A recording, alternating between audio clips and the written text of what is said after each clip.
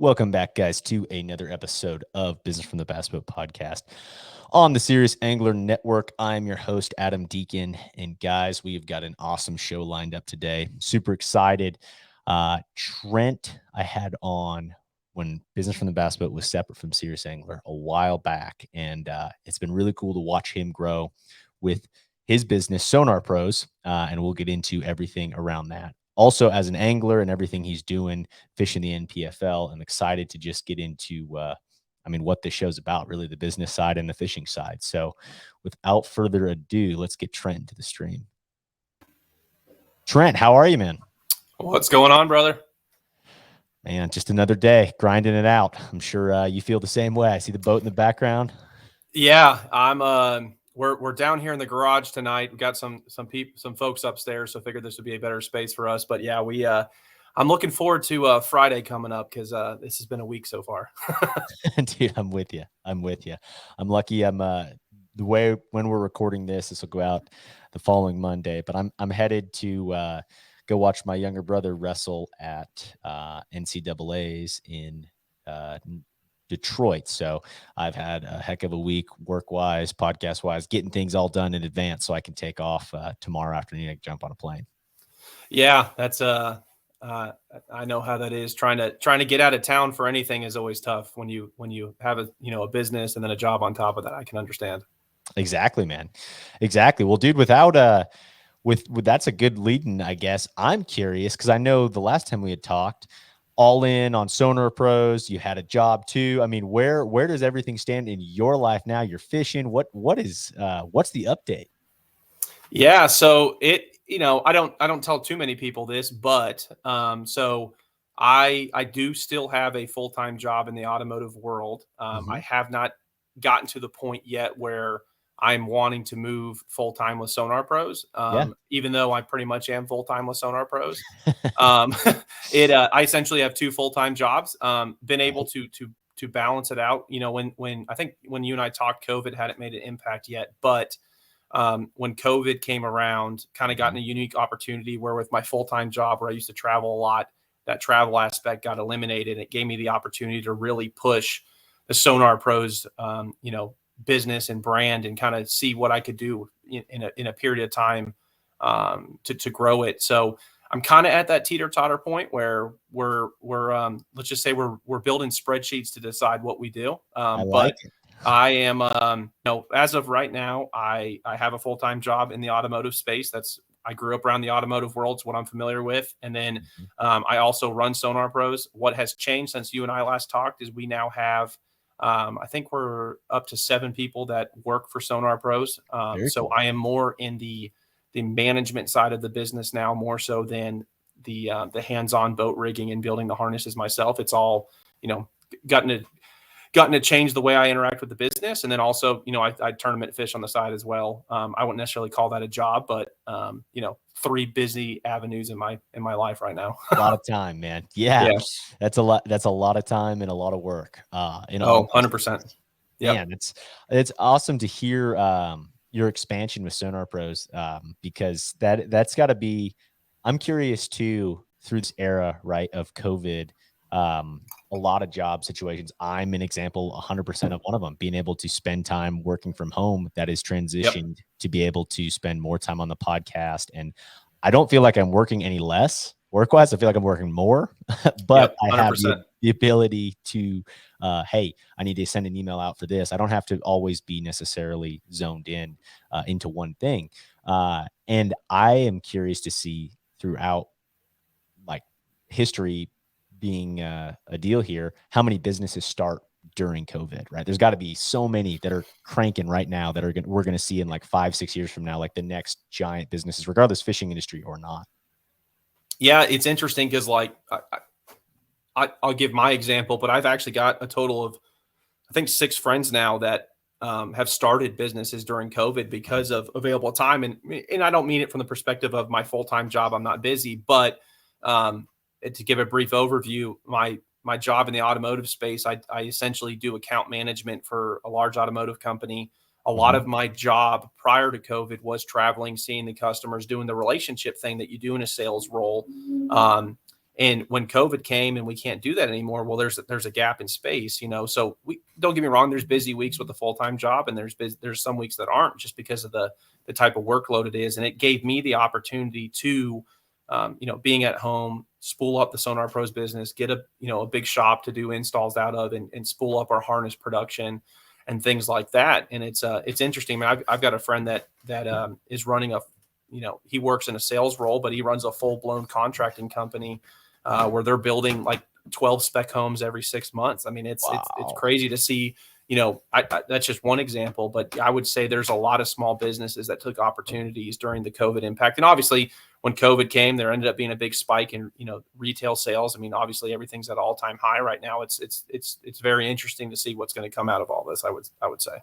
Yeah, no doubt. And like your friend with the full contracting business, I mean, you're seeing so much of that too. Like I've got a lot of friends right now that full-time engineers and all this, and once they went from being at home for 3 days a week, and now they kind of still go back to the office, but like, I mean, just the ideas of, hey, look, let's look at houses to fix and flip. Let's look at an investment property. Yep. Some of those, I think those gears kind of turn for people when they have a different work environment. So I don't know. I would agree. I mean, it's interesting. Like in my entire life, I've always had, I guess you would call side hustles. I mean, in college, I was parting out. I was buying wrecked Subaru STIs and parting them out and selling them all across the place. I mean, I used to, where I got my knowledge in DC voltage, I used to run my own audio installation company in high school and college. Right. Yeah. So it's, I've always kind of lived in a space of doing something on the side. Sonar Pros grew a lot more than I ever expected it to. I mean, I used to run it out of this little garage, just doing an install a month type deal, and it just waterfall effect from there. So that's awesome. Well, and I guess we should do an overlay, especially with the new platform. Give people a rundown on what Sonar Pros is. Yeah. So in a nutshell, Sonar Pros pretty much specializes in three things. Number one, we specialize in installation of the electronics products, and primarily our focus is bass boats. But I mean, I've done big Freemans down in Miami. I mean, I've done every type of boat, but we specialize in the electronics installation in the bass environment. Number two, we specialize in a dedicated wiring harness that we manufacture in-house. We designed and manufacture in-house.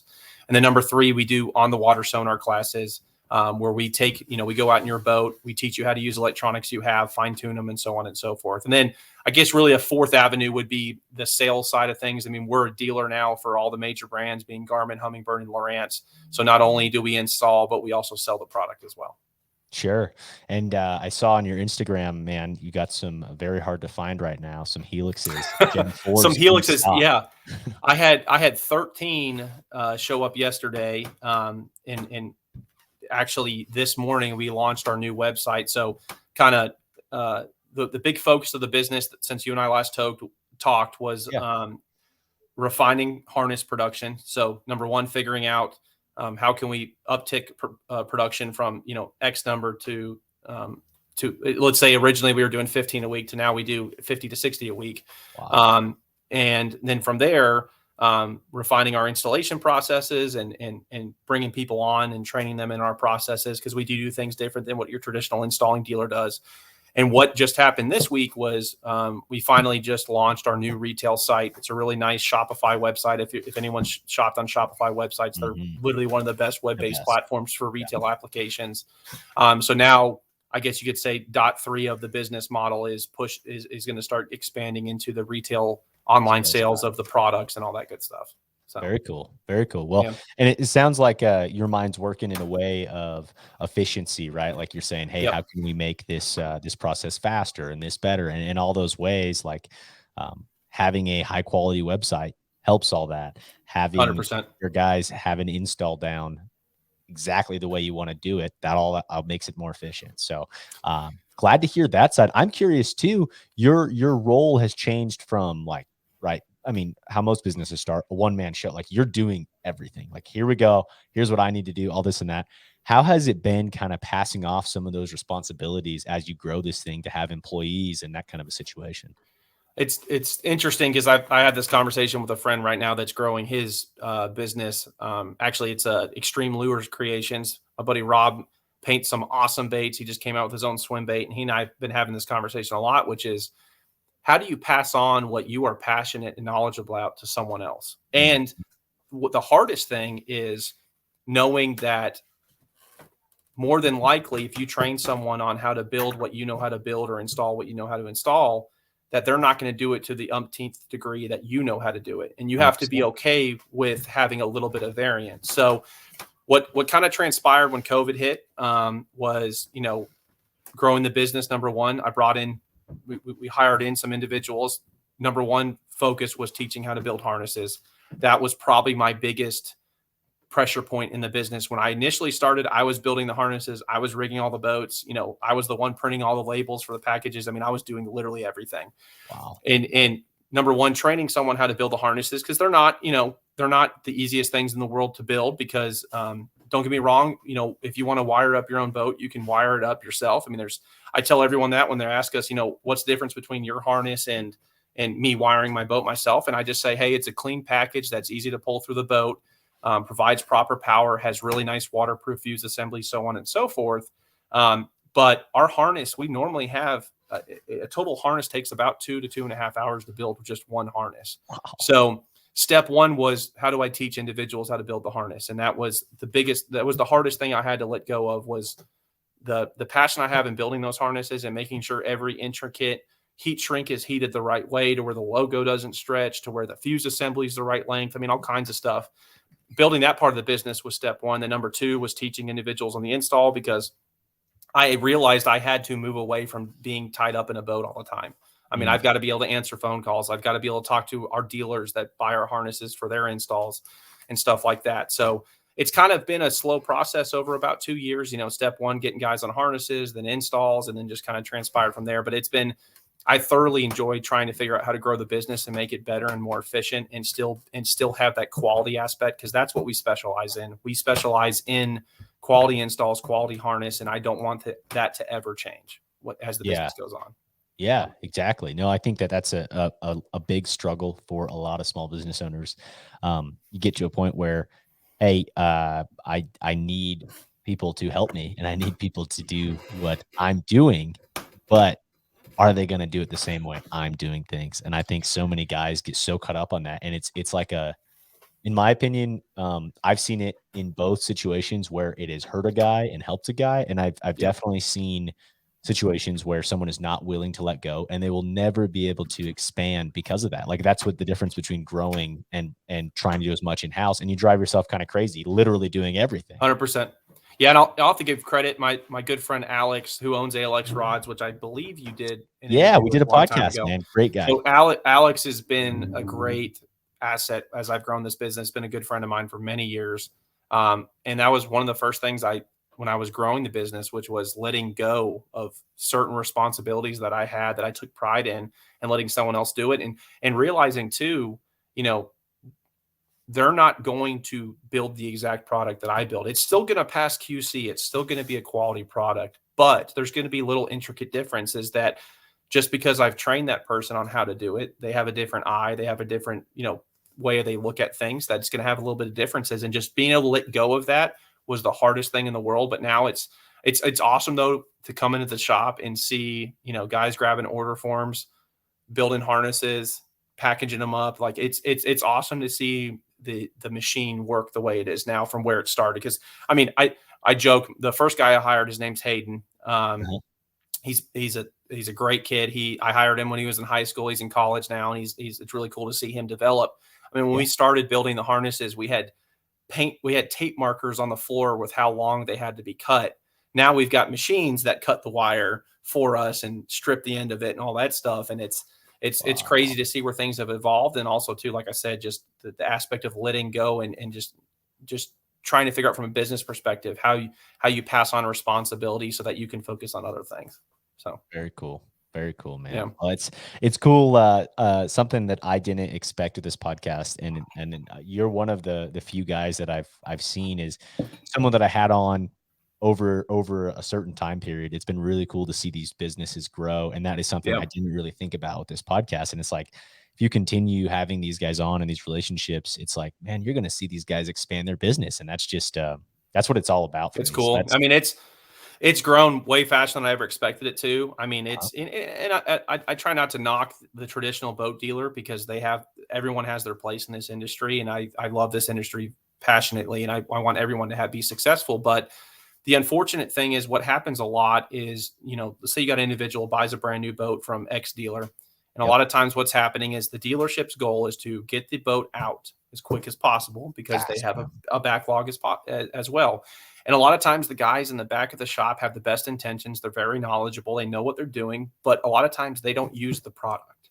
And there's little differences with an install based on if you are a person that puts a lot of hours on the water, that a cable, coming out of a mount needs to go this direction because the trolling motor pulls up this way. Mm-hmm. And I don't want that to bind. Little intricates like that is what we try to specialize in just because, I'm a passionate angler myself. I put a lot of time on the water and we use all three brands on my personal boat. And I just try to apply that to the installs as we take an approach. And it's interesting just because, like I said, it's an unfortunate because we get brand new boats from dealers that are, 8 weeks old and the customer's like, none of my stuff works. And we have to go through and retool everything. But it's interesting, but it's crazy to see the business the way it grows. Cause like I said, we, outside the harness growth, we specialize in the installs. And since you and I talked, I've had people ship me boats from California, New York, middle of the country. We got people buying our harnesses in Australia and South America. And it's crazy to see just the brand exposure we've gotten over the past couple of years with that. So. Very cool. That's awesome, man. And I think that's where that passion really comes in is when you see that machine, like you said, everyone working, everyone's doing stuff. And then the other side is seeing that expansion and that growth going everywhere. It's like, where's this order from? Out of the country. That's so cool. It's crazy. Also too, what's been really cool to, I'm a tournament nerd. I've followed bass fishing since I was a kid, and we've been able to work with a lot of pros in the industry. We rig, I don't know, I would say probably 30% of the Elite Series field at this point now, maybe more. And working with guys like Chris Zaldane, Brandon Polnick, Patrick Walters, Austin Felix, Drew Cook, Drew Benton, Buddy Gross. We've been able to work with a lot of guys to not only fine tune their electronics, but also build relationships. It's been a pretty cool opportunity. That is cool. And going back to your exposure, like you're talking about some of the greats right there, like with massive followings, and they're just, they want the best. And that's what people are going to grasp to. Yeah, it's been Patrick Walters is one of my good buddies, but I also sponsor him. And it's been really cool over the past 2 years to not only fine tune his setup running all three brands, but also see him obviously excel. I guess you could say he took my money plenty of times in college. He was very successful in college, and we all knew I'll say this. There's been two guys that I fished against in college that we all said, they're going to go pro and do fine. And that was Jordan Lee and Patrick Walters. And they've definitely proved that for sure. Yeah, no joke. Yeah. Man.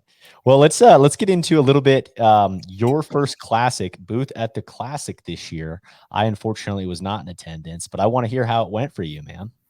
Yeah, it was, that was our first, I've worked, I guess, long story short, the past, 6-7 years, I've always worked a classic with sponsors, for tournament fishing.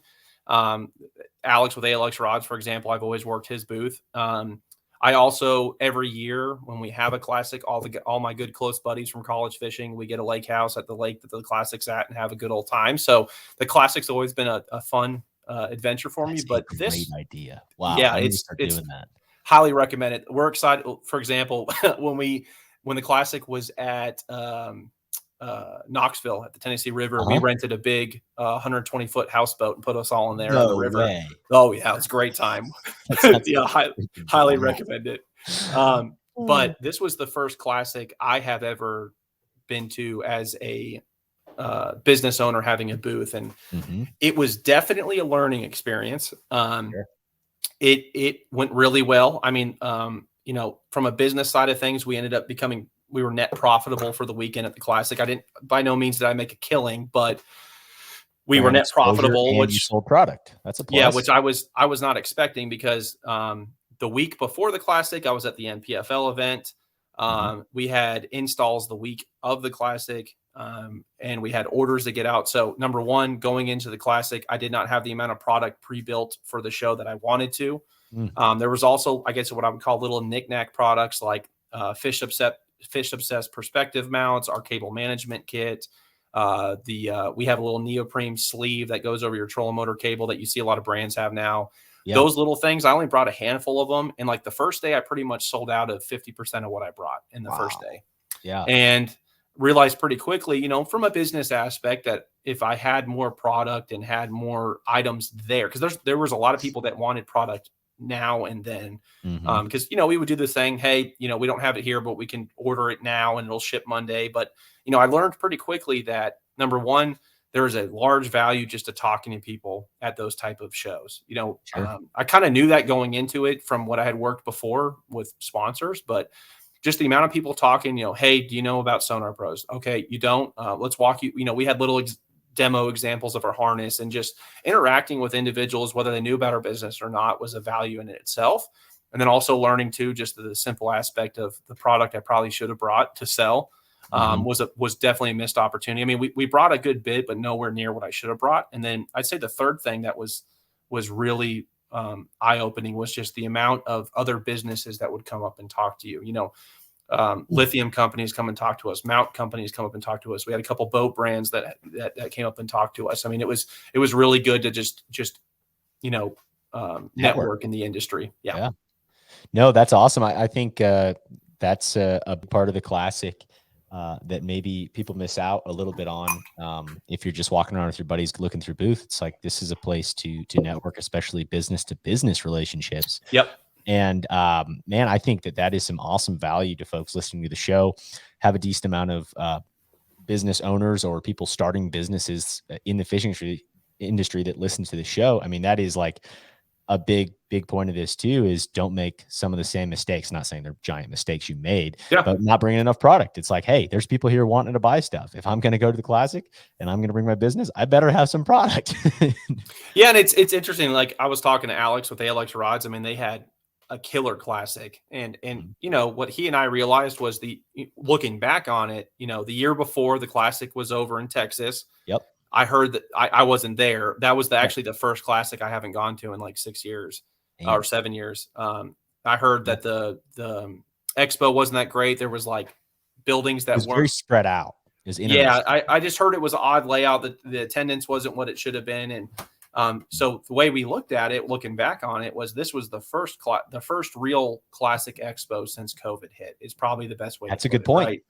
Because it was amazing. I mean, they had record attendance. I think it was 154,000 people, but it was amazing. Normally Friday is a slow day for the show. And I don't think I got lunch till like 4:00. And even then I had to get one of my guys. I was like, hey, I got to teach you how to use this payment processing thing. So when I'm gone to get us a couple, you know, pizzas or whatever, you can do this. I mean, it was a crazy Classic, but yeah, I would definitely say, you know, if there's any any business owners that haven't done a Classic, I mean, I would highly recommend it. Another thing I learned too was booth layout's really important.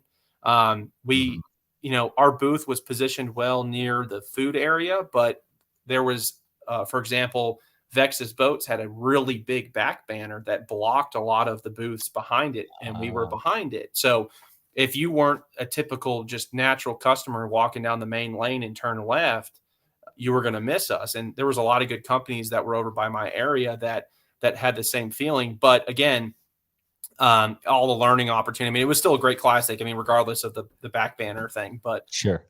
It was definitely a learning opportunity. I mean, I'm planning to go to another Classic. The Knoxville one's not too far from me, so we're trying to go to that. Nice. But just little things like how you lay your booth out. I mean, I spent like 4 hours trying to figure out where I wanted a table to sit. I mean, it was just a lot of stuff I didn't think about beforehand. Yeah. It's something you don't really think about until you're like, okay, wait, if I was a customer looking, how would I want things to look like? So yep, exactly. That's awesome, man. That's awesome. Well, let's talk a little bit about your fishing. Oh, one sec.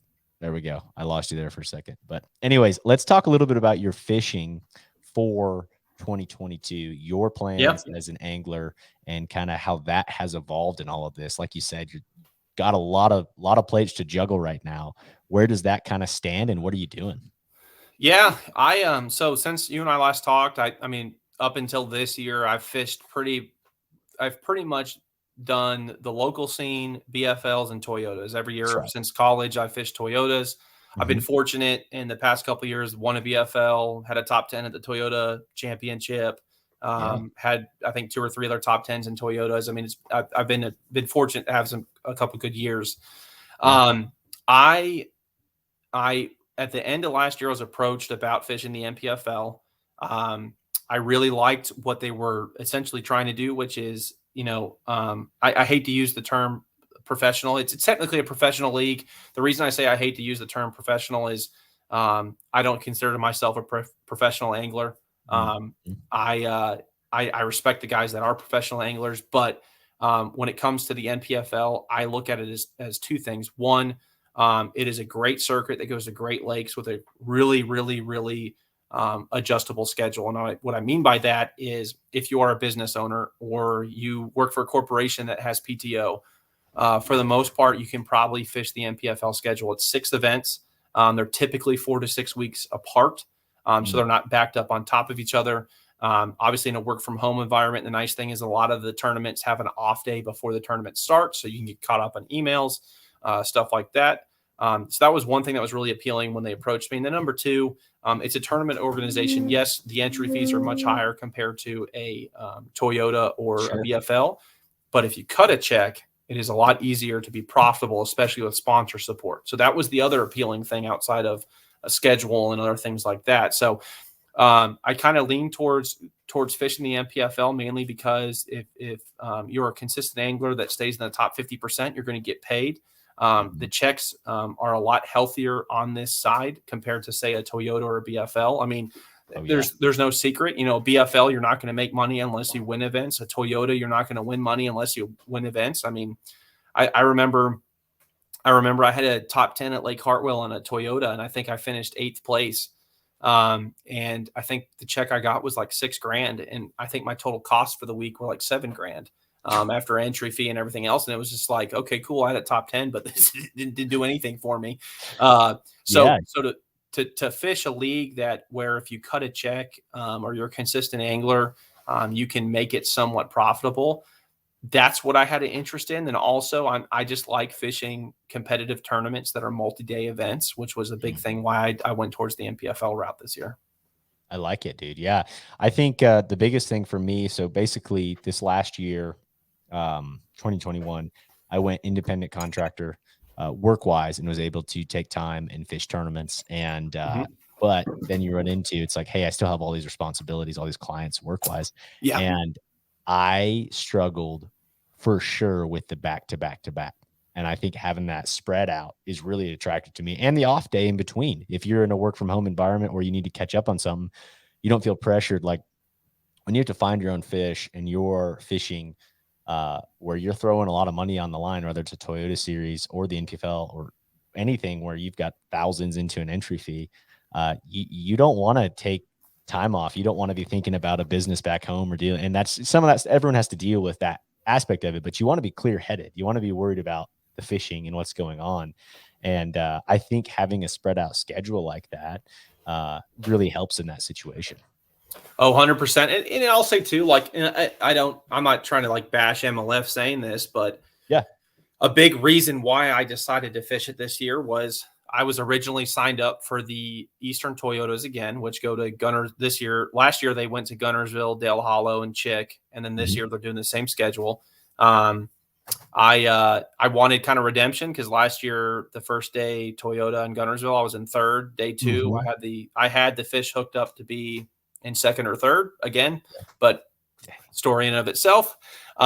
But the biggest push I had, and again, this is not a knock to MLF, but Yeah. the biggest push I had as to why I ended up making the decision to sign with the NPFL was they opened the field up to 300 something anglers on Lake Gunnersville for the first 328 Toyota. boats, And, right? Yeah. and, I get it from a business standpoint, hey, if the customer base is there to open the field by all means, but Yeah. from a tournament and a health of a fishery aspect, having 300 something tournament boats just is not good for anyone. I mean, Mhm. that is just a tough deal. And Yeah. the nice thing about the NPFL is, number one, as an organization, they're invested in their anglers. They really do a great job of reaching out, scheduling time with their media team to do interviews, to do photo shoots, to make sure everyone gets good broad exposure. And then number two, it's a cap field. We got 120 something guys. We're not dealing with the local crowd that you deal with, fishing BFLs and Toyotas, where you hop in a BFL at Gunner or a Toyota at Gunnersville, and half the field is guys who live within 10 miles of the lake. 100%. That was what was really appealing about the NPFL, not only with the schedule and things like that. So very cool. Very cool. Well, we talked a little bit off air about the first event, which was just crazy weather conditions, everything there. I know it was a little bit of a sore subject with some guys, but be happy to talk a little bit about that. And then I also want to hear how you're preparing for this next one, Hartwell. Yeah. So if anyone follows the NPFL, you'll probably saw what had happened. So we were at Lake Cumberland. I love Cumberland. The last time I was at Cumberland, I had a top 10 at the Toyota Series Championship back in 2000. I think it was 20 or 2020. It was 2020. So I was really looking forward to going to that lake. If anyone's been to Cumberland around January, February, March-ish, that the lake is notorious for coming up in water elevation really quickly. I mean, the lake has a nickname for Lake Cumberland Widowmakers because there's so much timber on the lake that gets flooded up when the lake comes up. So we had a pretty interesting practice. Don't exactly quote me on the weather, but if I remember correctly, the first day it was pretty cold. I mean, 40-ish degree. I think the second day we had like almost 60-degree weather. I remember being in like a t-shirt and bibs, like it was really nice. Yeah. Third day of practice, we had a big cold front, bunch of rain. And then we had our off day, and then come tournament day, we all get in the water, or about half the field, and it's not ideal conditions where it's I think it was like 36 degrees, 37 degrees. We were supposed to get down to freezing temps at some point throughout the day. The lake had come up almost 6 feet in 24 hours at that point in time. There was floaters on the lake, and it was just not ideal conditions from a visibility perspective, floaters in the lake, and then also freezing temps. So the organization made a decision to cancel day one and day two, because day two there was a weather prediction that was showing some pretty high winds and a few other things. We ended up not having that wind. I mean, that's just how weather is. You'll get a prediction one day and it's different the next day. So we canceled the first 2 days and turned it to a single day tournament. I think looking back on it at the time, a lot of us were pretty frustrated because, we didn't sign up for a single day tournament. And for anyone that knows that the NPFL is everyone fishes all 3 days. There's no cuts, which is one thing I really like about the layout. But in the moment, we were frustrated. Looking back on it, I think the organization made a good decision because we're just looking out for angler safety. Last thing you want to have happen is someone get hurt. I mean, I was in the Toyota event, or back then it was Costa event, when the guy unfortunately lost his life down at Okeechobee. So, I think as an organization, they made a good call canceling that event. So for the viewers, our 3-day tournament turned into a single day tournament. And by the time we actually had the tournament, the lake, and again, don't quote me on this, but I think we were anywhere from 12 to 16 feet up from the last day we had seen the lake. Oh my gosh. And I'll be transparent. I don't have a lot of experience in those type of conditions. Like you and I were talking off air, the year before, I had fished a Toyota on Dale Hollow, and we had almost mirrored conditions. And I could not locate the fish. I caught one fish per day for 2 days and finished middle of the field with 2 fish. But in this NPFL event, it was kind of the same deal. I started the morning running a smallmouth pattern that I had found when I was in the Toyota Championship. Worst part is the fish were still there, but when I was there for the Toyota Championship, we had a 15-inch variance.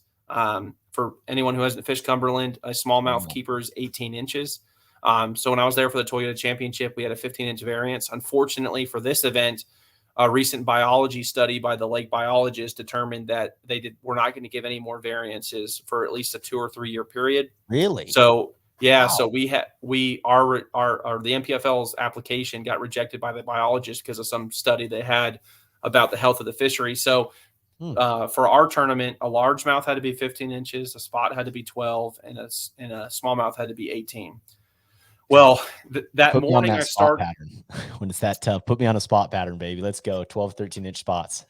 I looked for spots for 3 days. I live on Lake for your viewers. I live on Lake Lanier. Spots are what I enjoy to catch. I Yeah. couldn't figure out how to catch spots at Cumberland when I was there. Oh, So man. I could figure out. In practice, I figured out two things. I had a smallmouth pattern Okay. that was very consistent. What I had done at the Toyota Championship, essentially cranking isolated boulders that had slid down the bank. Oh, cool.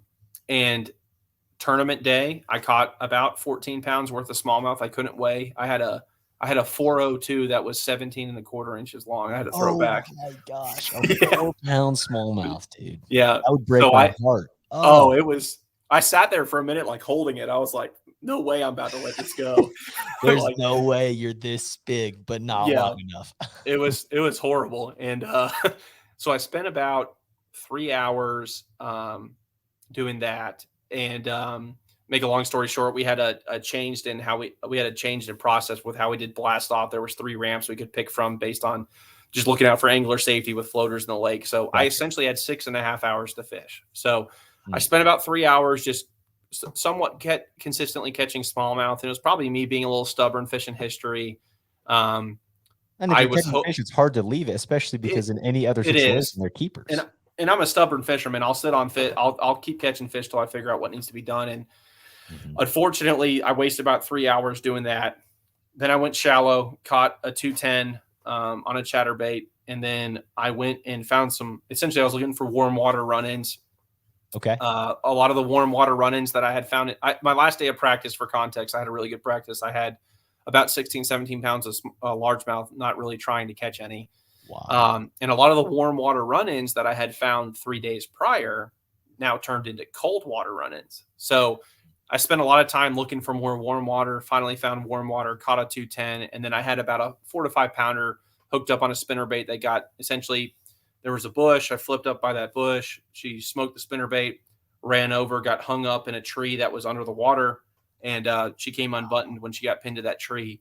Yeah. And then I unfortunately had to weigh in just one fish and finished middle of the pack Yeah. with one fish, which, like you and I talked offline, I was very happy to just have one fish from a points perspective going No into the doubt. rest of the season. So Yeah, there's a big difference between finishing middle of the pack and absolutely bottom of the pack points. yeah, and like you and I were talking, like I said earlier, for anyone who didn't look at the weights, I mean, it took 4-something pounds to get a check. I mean, there was only 8 or 10 limits weighed in. It was tough on a lot of people. I mean, Taylor, who won the tournament, he absolutely crushed him with like 23 pounds. Yeah. Which was really cool to see him weighing that much weight. And then also, I think later on, he put the video up and he was just having a good old time with a spinnerbait, which I was pretty jealous about, but it's the way it is. That's how fishing goes. Oh, 100%. Dang, man. So when you were finding in practice these warm water run-ins, were you just map studying, looking to see where water was coming in and then going to that area and checking your temperature? So Cumberland's very interesting. Like, if you haven't fished it before, I had a suspicion we were going to, I mean, if you can actually look at, they have graphs of the water level for the past 5 years. It was almost to a T, the same spike every year, like to the same week. Like, yeah. So the water level is so unpredictable on Cumberland that almost map stuff, like looking at, going in Google Earth Pro and looking for rock piles or whatever else is almost a waste of time, because you just don't know what the water level is going to be. So I already knew an area of the lake I wanted to be in, which was the lower end, the 3 main creek arms down there. And the approach I took in practice, which was day one, I wanted to focus on the smallmouth pattern I had found historically on the Toyota Championship, and those fish were there. My first day of practice, I had a really, I pulled in my smallmouth area. I caught 2 4-pound smallmouth that were keeper fish, caught a 3-pound smallmouth that was a keeper fish, and I said, all right, this is all here. Second day of practice, I actually did not catch a single fish the second day of practice, or keeper fish. I caught a couple shorts. And then day 3, we started getting the rain, and I just happened to get into a creek, and I think the mouth of the creek was 43, and the back of the creek was 57. Oh, wow. And I was like, okay, fish are going to migrate to warm water. Like, that's somewhat common sense from a bass fishing perspective. Yeah.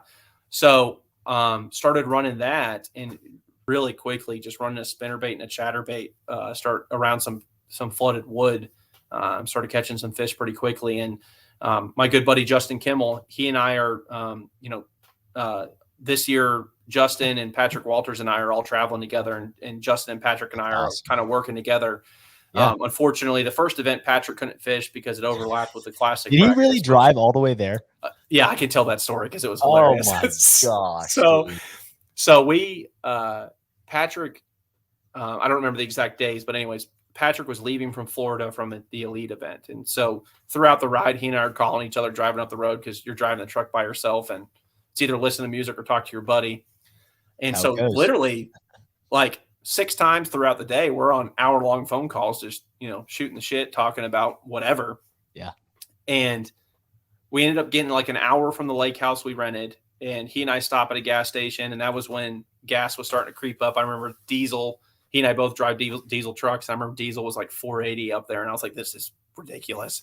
So he and I are sitting at this gas station filling up, and we get to the house, and he literally pulls in the driveway, and he goes, dude, you know what I just realized? I said, what? He goes, my classic practice starts on Thursday or Friday. I was like, oh, that's a problem. He's like, I'm probably going to have to leave. So that night he cooked Justin and I a really nice beef brisket, and next morning he hit the road and left.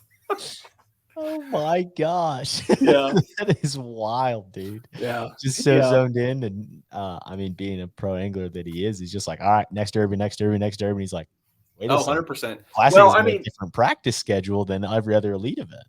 Yeah, to his defense, when the NPFL schedule first came out, Cumberland was at a different date.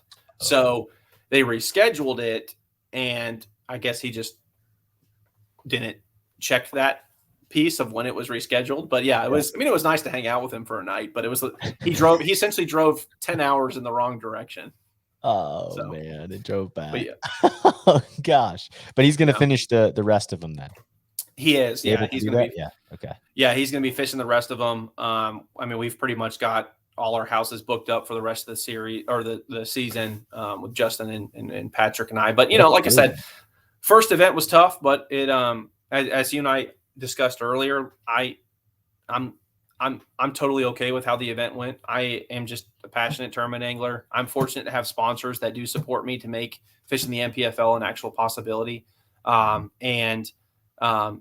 first event wasn't what I wanted, got good points, and we're just going to carry it on to the next event from here. So no doubt.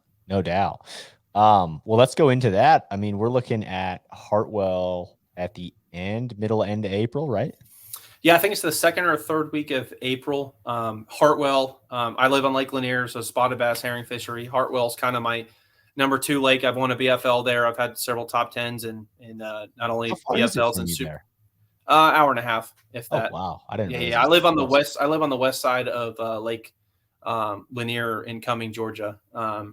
So it's like an hour and a half drive to the south end in Hartwell. It's not far at all. So I am looking forward to going to Hartwell. It's not necessarily my favorite time of year to fish because we're probably when we are there a month from now, we're going to be dealing with fish in all 3 stages. So we'll have pre-spawn, post-spawn, and spawning fish. We'll have a herring spawn going on as well, more than likely. So it's not necessarily my favorite time of the year to fish, but it's still a very familiar fishery to me. So I'm looking forward to that aspect. No doubt. That's an exciting time. I mean, you're looking at, I guess a junk fisherman's paradise. I mean, you're looking at the ability to catch fish off a bed and then keep going down the bank and then dealing with some post spawn stuff. And if there's and I've never fished a herring spawn by any means. I mean, I fished a lot of shad spawns, but is it kind of the similar sense in that it's a morning deal? Yeah, I would say as far as timing and orientation of where the herring spawn is similar to a shad in a way. The biggest difference is just bait presentation. I mean, in a herring spawn, a lot of times fishing faster is your friend. Reeling a swim bait through them or a mini-me spinner bait or a jerk bait as fast as you possibly can is typically the trigger action compared to, a shad spawn. You can do a swim jig or a spinner bait or a slow retrieve jerk bait, anything of that sort. But It's very similar, but also it's just the bait presentation is probably the biggest difference. Herring being a quick deal. Yeah. You Yeah. always see guys anytime there's a derby with a herring situation, man. It's just like, I mean, everyone's reeling so fast. I It's just want to fish that because I like fishing that way. Oh yeah, I mean, I always say this, like my, I would say I was talking to someone the other day about this. I do not like pre-spawn fishing. I Yeah. will acknowledge that I am not a good pre-spawn fisherman, especially spawn fishing too. Like I am not. I mean, I can find the beds, I can find the big ones. I just always never seem to have the luck factor with fish staying on bed or whatever the sort. Yeah. Once fish go post spawn, that's what I like to do. I am very much electronics fisherman, hence the company. Sure. But Lake Lanier, we do a lot of brush pile fishing. We are it's a run and gun lake. You know, you make 1-2 casts on the spot and go. I think a lot of times that hurts me going to other fisheries sometimes, just having been kind of indoctrinated with that technique of just run and gun nonstop. Is good or bad sometimes, but Yeah. you know, Hartwell fish is almost identical to Lanier, just a few more largemouth over at Hartwell compared to Lanier. So I'm hoping for that tournament we have some fish that spawned early because I'm pretty much going to be focusing on either the herring spawn feeders or some early post spawn fish that have gotten out into the timber or the cane piles. Well, and another electronics guy who we just interviewed last week with John Suka, man, same deal. He said the exact same thing. I hope that more fish are done and out because that's going to come into my strengths. Yeah, it's interesting because like I just, and again it's probably because of what's in my backyard, but just I would much rather fish a 100-degree middle of the day summer tournament, pressured as all get up, knowing the fish are there and just trying to figure out what they want to eat and when they want to eat, is what I really have always excelled at. I mean, in college we always had the Boat U.S. National Championship on Pickwick. I mean, I had a lot of good finishes in that tournament. The local scene, majority of the tournaments I win over here in the summertime. So I just really hope we have some good post spawn fish in that Hartwell tournament because I'll be transparent. If they're full blown on bed, I might get a check, but I'm not going to be in the hunt to win the thing. It's just not my strength at all. So I like it, man. I like the transparency. Yeah. With the rest of the NPFL schedule, where are you most excited for? And have you been, like you said, a lot of local presence here, fishing the Toyota Series, fishing the BFLs in your region. Have you spent much time outside of that? Is that going to be a different thing for you? Are you excited to travel and see some new places? Yeah, so there's some new places on the schedule. I mean, I know you and I talked about it before. I mean, you and I both came through college fishing. So Yeah. we're kind of in the unique experience where in college fishing, we got exposed to fishing outside of a localized region. So as far as the travel aspect, the going to different places, I'm familiar with that from just what I've done from college fishing to the Toyota and also Toyota Series. Yeah, Toyota Series. I would say a lake I'm looking forward to would be Watts Bar. One of the guys that fished with me at Georgia Southern University, he's got a family lake house on Watts Bar. We used to go there in college. I wouldn't say I've got a ton of experience on Watts Bar, but I fished it to kind of know what we probably are going to do when we're there. So I'm looking forward to Watts Bar. Where I do not have experience is the two northern fisheries we're going to, one of which is Saginaw Bay.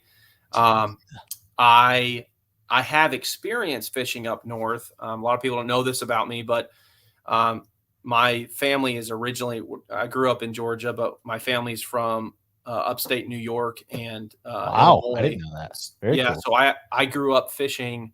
The lake I learned growing up fishing on was Champlain, and then also a small lake over in Wisconsin. So I have experience fishing up north. I just don't have a lot of tournament experience up north. So that's where, I'm excited to go up there because I do love fishing up north. I think northern fisheries everyone talks about smallmouth and largemouth up there. They're fantastic fisheries. But I'll be honest, I don't have a ton of experience up there in a tournament organization. And then our last tournament is down at I think Kissimmee, I believe. I might be wrong on that. Yeah, Kissimmee. Kissimmee, I fished a couple times in college. I fished I think a Costa back when they were the Costas down there. So I'm looking forward to that, especially. It was kind of funny.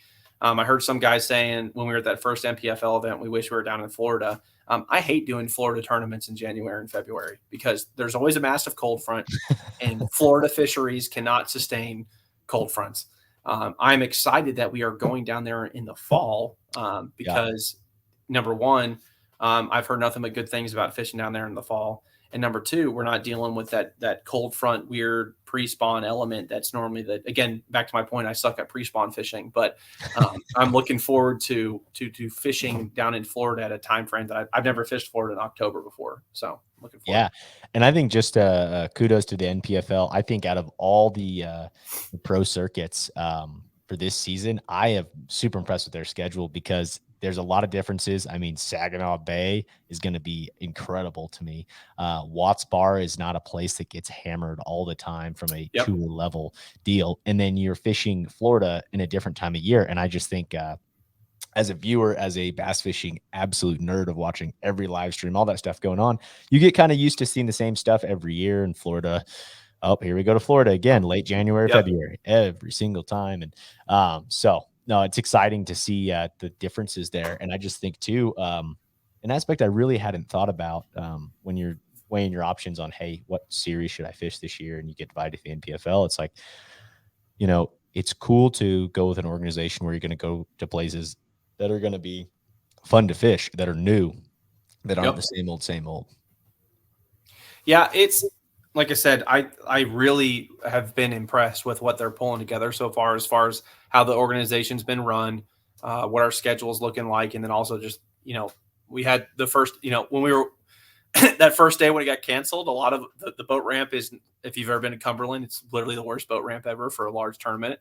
I've heard that. Yeah. A lot of us were out there for like an hour and a half just shooting the breeze. So it was nice to meet a lot of guys there Nice. and get to know some of those guys. So in general, I've just been really, really, really excited about fishing the NPFL just because of the atmosphere, the schedule, and just kind of everything else we've talked about. But I could have a horrible year the rest of the year, and like I mentioned, I don't have aspirations to fish professionally. If I get lucky and win one of these things, I'm not going to go quit. I'm not going to go shut down Sonar Pros and quit my day job and say, hey, we're going to take a whack at tournament fishing. That's just, I acknowledge that I'm not that caliber of angler. And also at the same time too, it's just, that's a very tough way to make a living. I've been fortunate to have enough friends that are doing it to make a living, and they're successful at it. I mean, Patrick's a good example, but sure, man, behind the scenes, what a lot of people don't see, it is not an easy way to make a living at all. No. At all. No, very hard way. And that's a trend that I have seen. And really, I think is a little bit of a personal thing to kind of spread some of that message. I don't want to take anyone's dream away by any means, but as you kind of get into this industry and talk to people, and then also stay with guys fishing tournaments, and it's I've just seen the same aspect and have always viewed it very similar to the way that you're talking. And I like the idea of making a living in multiple different ways and things that I want to do. And also, I will always be a tournament angler. I will always be fishing at a competitive level, but that pro top level, to me, I think people need to acknowledge, like you said, where they're at as an angler, and really the realities of it, I think, are something that need to be brought to the surface. Yeah, it's it's just part of the way the sport is. I mean, it's we're never going to see, you look at the PGA or, NBA, NFL, everything else, they have massive viewerships. And, I love bass fishing. The Classic had 154,000 people at the expo and viewing that thing, but that's chump change compared to what those major sports do. And I think, unfortunately, from a tournament organization perspective, bass fishing is never going to be what the PGA is. So sure. I think what needs to be more transparent is, guys that are successful in tournament fishing, it's not just about cutting checks. It's about being a brand that you can partner with other brands to bring broad exposure. And a lot of guys that are successful in tournament fishing also don't just rely on tournament fishing. They have jobs on the side, on and so forth. And it's, businesses, all kinds of stuff. it's interesting because, when you and I were in college fishing around the same time, college fishing, when I got into college fishing, there was no high school fishing. And now to see where high school fishing is, where by us, we have local high school tournaments that are pulling 200 plus boats a tournament. And to see Texas, college 500 fishing, plus boats, man. yeah. And Yeah. seeing college fishing grow the way it is, I mean, there's a lot more exposure and adoption into tournament fishing. And it's just, you think when you see these big names that they're just, killing it, making a living tournament fishing. It's just not the case. And it's definitely, if you can make a career tournament fishing, it's an awesome way to make a career, but it's definitely by no means an easy way to make a career, which is, I've had a lot of people ask me, like, am I going to go full time with tournament fishing? And transparently, no, I literally have no aspirations to try to fish for a living whatsoever. Yeah. Yeah. No, man, I appreciate the honesty there. And I think it's a good message to spread with people. And again, not taking away from anyone's dream, just No. need to look at things realistically Yeah. too. I mean, it's just the way it is, but it's, everything's changing. I mean, what's crazy, I mean, compared to 2 years ago when you and I talked, just looking at the adoption of sonar is the most ridiculous thing I have ever seen. I mean, on my boat, which you can see kind of behind me, I'm running all three brands. I've got 5 graphs on my boat. I've got a Lowrance core system, and then I've got a dedicated Garmin for live scope and a dedicated Humminbird Solix for 360. It is crazy to see how much this industry has changed in 2 years from an electronics perspective. I mean, the other day, I saw a video from Andy Morgan saying, quoting his friend, I heard this, but go ahead. God, who was he quoting?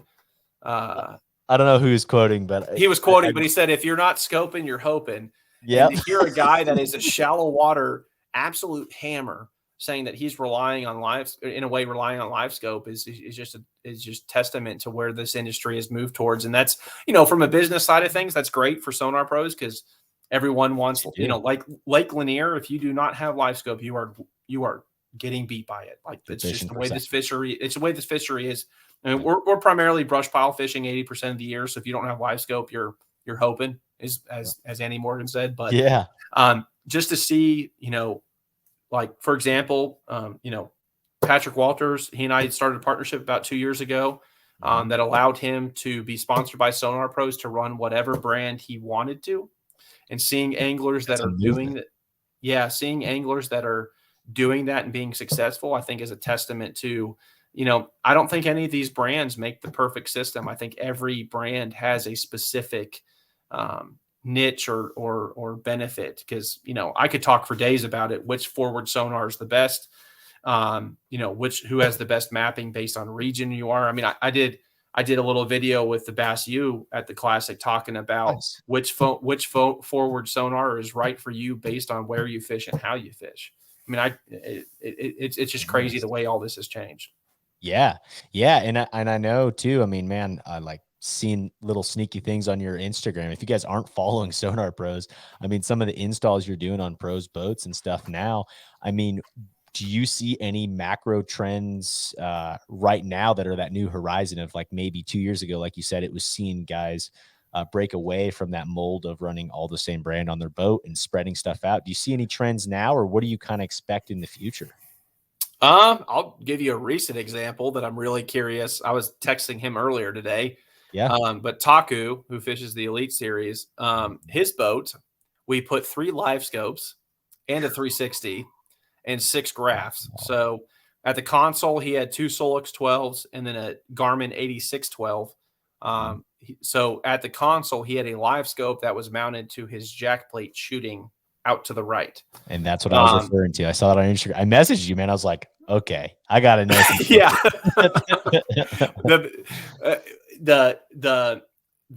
I'll finish talking about his setup. So, no, you're good. At the bow, 3 graphs, a Solix 15, a Garmin 8616, and a Garmin 8612. Oh my gosh. So at the bow, he had a standalone, it was a Japanese company that made it, but there's a lot of U.S. companies making it, but a turret system where it's a mount that mounts the trolling motor, but it's an independent movement from the trolling motor for the forward sonar. Then he had a live scope mounted to the trolling motor as well, and then the 360. So I'd say to answer your question, as far as like what's a trending movement, it would be the multitude of live sonars. I mean, for example, one of the other anglers I sponsor is Drew Cook. The dude is a heck of a shallow water fisherman. So the one thing we did with his boat this year was we did dual live scopes, one in perspective and one in forward. And I don't remember if it was the first or second elite event that he had a top 10 in. A lot of the fish he was catching that were either pulling up or on bed were that he was actually seeing them on the perspective view, which for your viewers, if you don't know what perspective view is, it's you have live scope that shoots in a traditional forward format, and we're grabbing it and turning it sideways like this. So it gives you a pie view versus the water column view of what's going on. Wow. So I would say what's starting to come is, a year or two ago, running a multitude of brands was kind of the new trend. And now what's starting to happen is a multiple forward sonar. So one for forward, one for down, one for perspective, one on an independent mount. So when you're spot locked, you can look around. I think the big trend going forward is just going to be how much information can you view at one bow setup is kind of what's coming next. Wow. Wow. That's incredible, man.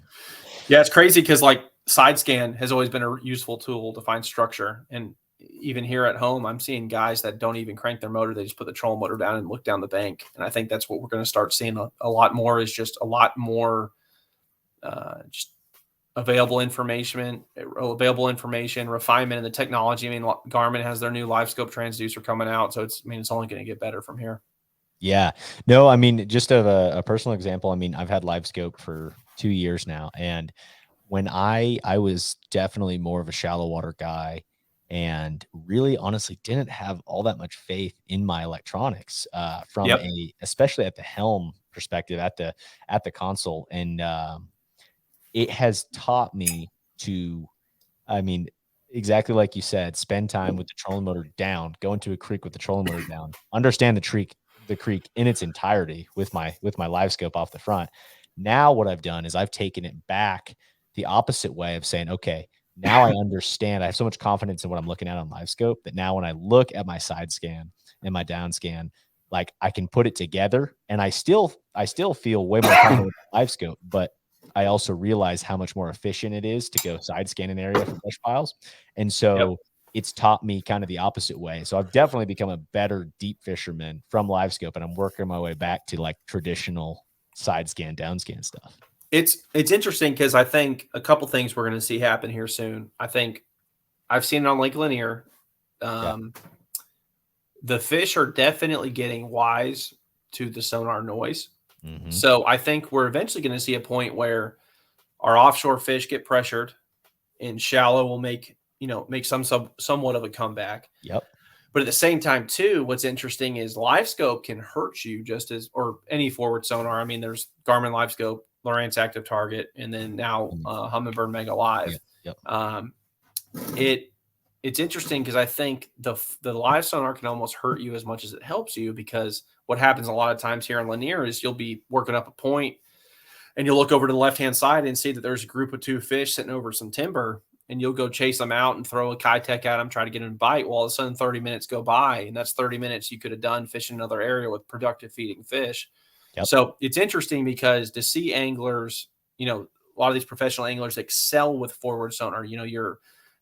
Patrick Walters, as we mentioned earlier, they have refined the pattern of finding fish, but also making sure, okay, I'm in this area, I see fish, but I'm just not getting bit. Let's hightail it and go somewhere else. So it's interesting because I think we're going to see some changes in a couple of years as more people adopt the sonar and use it. That I think eventually these fish are going to get too pressured too on the offshore deal. Oh, I 100% agree. I've had that conversation with a friend the other night. It's like, and by the way, he's very, very good with forward facing sonar. But he's like, I'm ready for these fish to have too much of it, and I'm ready to go beat everyone on the bank because it's true. I mean, like those fish, they have to. I mean, I know, especially in the crappie world, that's a big thing. Is like guys are rolling up and seeing crappie, and the crappie go. Like the second the deucer's hitting them, they're gone. And you think the bass are behind that too. So, man, I think it's a time time thing, and fish get pressured, they get wise, they got wise to the A-rig. Like, I mean, things will always work. It's though, as tournament anglers, what is the most efficient? And sometimes that's using live scope to see the piece of structure and making that cast and not worrying about following your lure all the way back, because you can make that same cast, or you're in an area where there's life. It's like, hey, I don't have to necessarily watch every fish. I can go down the bank and throw a jerk bait faster sometimes, just going and just fishing and regular fishing and not being like, okay, wait, where's my bait? Where's this? Yeah, I don't know. It's like I said, I think we're going to get to a point where eventually these fish will get in a way too pressured. Like I mentioned, Lake Lanier. I mean, it's funny. I would almost argue, I guess people could argue against me with an up north example, but drop shot was probably somewhat refined on Lake Lanier. I mean, it was a dominating bait for a long time. I don't even tie a drop shot on anymore. Wow. They run away from it. I mean, you can watch them on live scope, flip out there, and they will move away from it. So, I think it'll be interesting in the next couple of years. But yeah, I mean, it's crazy. Every day or every week we're doing it. Almost every boat that comes in our shop, we are putting some sort of, I say live scope because it was the first one, but some sort of forward sonar. Almost every boat is a wiring harness, a better battery, and a forward sonar. And it's crazy to see, just whether you're a local guy or a guy that just likes the fun fish, or, BFL, Toyota, Elite Series, whatever angler, every single conversation is, how do I get forward sonar? How do I install it? How do I use it? And it's just, that is the thing right now, period. You're right. And I think what really threw it on my, like, okay, this is 100% it radar, was this fall/winter. And again, so Colorado, like, is always behind the times to some extent from the rest of the country, as far as like when stuff comes out and then guys like eventually get right. A lot of people had, especially towards the end of the year, a forward facing sonar last year. And that was kind of when it all started sticking. And I've had mine like for 2+ years. And so like I kind of had it and have been learning it before kind of this wave. But really what put up my radar was this winter, when I had friends who are not bass fishermen, who are fly fishing guys, and we have like guys who go and chase wiper around and big lake trout. When I've got guys calling me, asking me about live scope and forward facing sonar, it's like, wow, this is not just the bass fishing world now. Like, this is everybody. And it wasn't like there's crappie guys, but I'm just saying, like, non-traditional species, and guys are using this in ways that are not bass fishing related, which is cool. Yeah, I mean, it's like I said, it's crazy to see the refinement of the technology. It's crazy to see the brands. I mean, I think what's been the biggest trend in the past couple of years is the brands pushing each other to come out with better products. Awesome. You have, and it's better for the consumer that way. I mean, because originally back in the day, it was, you ran Humminbird for side scan, you ran Lowrance for 2D sonar and waypoint management, and Garmin was kind of in the mix a little bit. They really didn't have a great system back in the day. And then, Garmin came out with the first Panoptics with the PS21 and 22 transducers. And then it just kind of snowballed from there. And now you see, you got, Lowrance with their active target, which is a great system. You've got, Humminbird with their Mega Live system and Mega 360. And now you've got Lowrance with the Ghost 360. And then Garmin coming out with their new LiveScope Plus. And I'm hearing rumors from buddies that work for all three companies about what's coming next. I mean, it's just, it's great to see that all the brands are pushing each other to make better products that work for all the consumers. But I still think, if you are a tournament angler, don't isolate yourself to a brand. I know from a sponsor perspective, a lot of guys do that, but I'm here to tell you right now, you're probably going to be better off running a multitude of brands to take advantage of what's out there. From all the brands with their niches, compared to being isolated to one. And that's what I had that conversation all the time with people, because, if you run 3 brands and cut one extra check a year fishing the Elite Series or MLF, that automatically pays for itself compared to, some sort of product sponsorship or whatever from a single brand. Heck yeah. No, I think that same way. And I think that's an important message. I think you will continue to see guys run multiple brands over and over. Oh, yeah. And I just hope that it continues that way, because it shows the benefits from each, and it breeds more of that competition between brands. And that's when you get better products. That's what we're seeing right now. 100%. It's been cool to see too. when we started Sonar Pros, there were not a lot of companies niche to installing these electronics. Like I said, you have your traditional boat dealership that kind of does everything, maintenance, sells the boats, installs, and now seeing, there's a lot of companies like myself that have come out. You talked to John the other day with the bass tank. Seeing companies like himself come out I love seeing it, because talking to guys like him or seeing companies come out that are specializing in the installation side of things and the niche with the forward sonar is something I love to see, because it's just better for everything related to the industry. So no doubt, competition, man, it's good for everybody. Hey, competition is the best thing for any business, period. Whether it's localized or regionalized, it pushes, like I said earlier, we're talking about the electronics brands.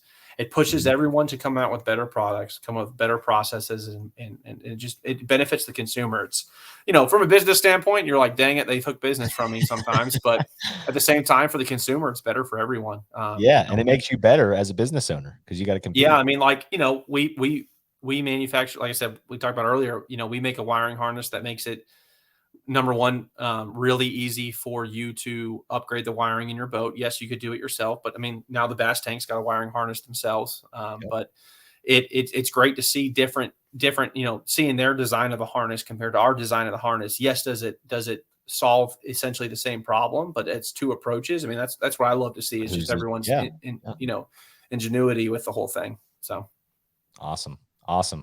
Well, Trent, man, we'll wrap things up here. I really appreciate you taking the time out today. If you had, and I think I probably, things don't change all that much when it comes to your biggest fish, but I would love to hear again, especially just with the total audience here. So what are your 3 biggest smallmouth, largemouth, spotted bass, and where you were when you caught them? So I don't remember the exact weights off the top of my head. Spotted bass, I've got a 6+ on Lake Lanier. Wow.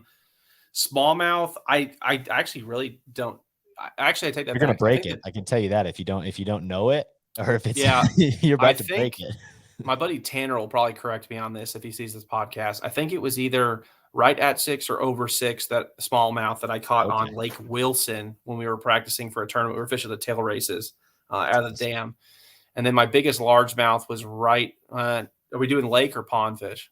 Either way, man. Let's hear the pond. Yeah. So biggest largemouth pond fish was a 1348 on a private pond in high school. I got a picture of it in my room at my parents' house still.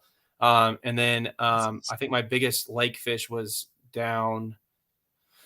I think it was down at Okeechobee. It was like lower 8-pound range or so. So gotcha, man. Heck yeah. Yeah. That's I'm not a big fish guy. I'll 3-pound them to death. I'm the same way, man. I'm a people get jacked up about like a big one. Like in practice, if you catch like a 6 or 7, it's like, oh man, this is sweet, but I'm not even like, I'm ready to get this thing back in the water. I don't even I'm mad about it. I 100% the next day. Yeah. 100%. Yeah. But anyways, Trent, best way for folks to follow along with Sonar Pros, everything that you've got going, go ahead and plug some of that stuff now, man. Yeah. So Sonar Pros wise, our new website just launched today. So it's sonarproselectronics.com. You can also follow us on Facebook and Instagram at Sonar Pros. We here lately, I haven't been that great at it just because we've been covered up, but we typically try to post a bunch of install pictures, just kind of showing, the work we're doing. We got a lot of really cool content coming up with a lot of the anglers we sponsor being Buddy Gross, Drew Cook, and Patrick Walters. So we got some really informative content that's coming out here soon. And you can follow me personally on Instagram, just at Palmer Trent, if you're interested in how I do in tournaments. So heck yeah, man. Heck yeah. Well, I will go ahead and link that stuff, guys, in the show description, both on YouTube and the podcast platform. So go ahead and check out the new website and everything that Trent's got going. Trent, thanks for coming on, man. And best of luck at Hartwell coming up here. I appreciate it, brother. You have a good one. You too, man.